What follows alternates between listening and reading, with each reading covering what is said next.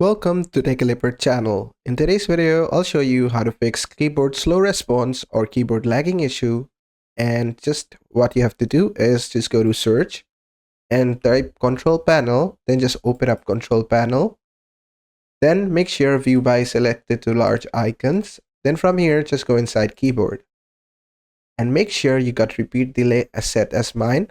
You got the cursor blink rate same as mine.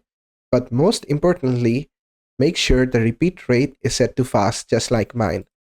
You can click here and type here to test your speed of your keyboard.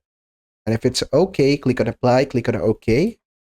And mostly that should fix your problem. But even if that doesn't fix your problem, just go to search and search for filter. And you'll find filter keys from the best match. Just open this up. And from here, you gotta go one step back to keyboard. And here, make sure sticky keys, filter keys, and toggle keys, everything is set to off. Just make sure everything is turned off from here. Then just close this. Then just right click on start and go to device manager, expand device manager, and then just search for keyboard over here, expand this section, click on update driver. Click on search automatically for driver. It's gonna update your drivers to the latest version. Do this for all the version of your keyboards. Then just close this.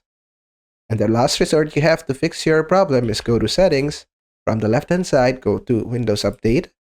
Then just click for check for updates. If there are any pending updates, just download and install it, and hopefully your problem should be fixed.